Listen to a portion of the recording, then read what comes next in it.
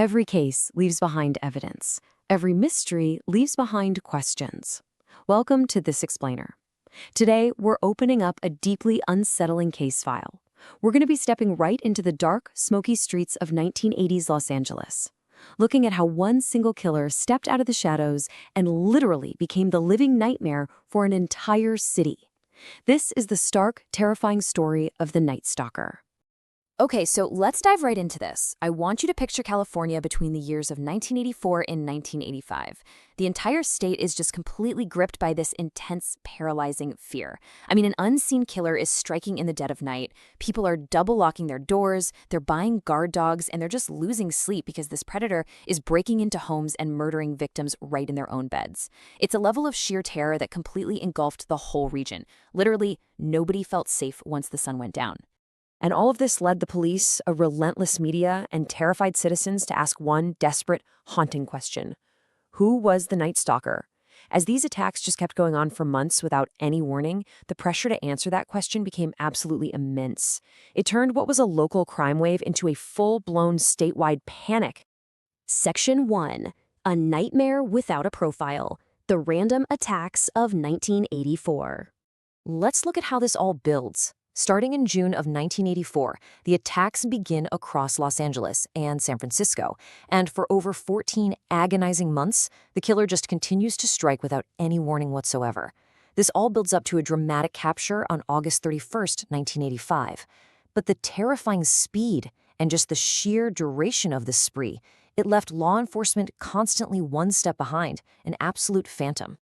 Now, what's really interesting here, and honestly completely horrifying, is the utter lack of a predictable pattern. The victims ranged from young children all the way up to elderly adults.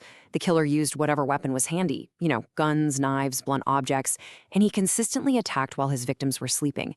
For the investigators, this was an absolute nightmare scenario. There was no consistent victim profile to follow at all, and the sheer randomness of it, that is exactly what created such widespread, suffocating panic. Everyone, everywhere felt like they could be next. Section 2. Connecting the Evidence. The Frustrating Investigation. Try to imagine looking at an exhausted detective's corkboard. You've got that classic red string just trying to connect the absolute chaos of these crime scenes. Police were essentially stumbling in the dark, but they were painstakingly gathering these little fragments of evidence. They collected fingerprints, shoe prints, ballistic evidence, scattered witness statements. And while the media coverage was just intensifying to a fever pitch, detectives were desperately trying to link these disparate clues together to form some kind of clear picture of the man who was hunting in the night. Section 3. The Forensic Breakthrough. A Match in the Darkness. And this really perfectly illustrates the contrast of the investigation. Initially, you have this agonizing struggle. Investigators are wrestling with no consistent victim profile and completely random targets across multiple cities. But then, the breakthrough. A single matched fingerprint recovered from a stolen vehicle. In an absolute instant, the fog of the investigation just lifted. All those red strings finally pointed to a single source. They actually had a name. The identity was definitively confirmed. Richard Ramirez, born February 29, 1960, in El Paso, Texas. The file on Ramirez reveals a deeply troubled childhood, one marked by exposure to violence and criminal behavior. As a young adult, he ended up moving to California, just bouncing around hotels and cheap apartments, basically living as a drifter through the state right before beginning his violent crime spree. The unseen killer finally had a face. Section 4. Cornered by the Crowd. August 31st, 1985. The headlines really say it all here. Citizens recognized him before police could arrest him.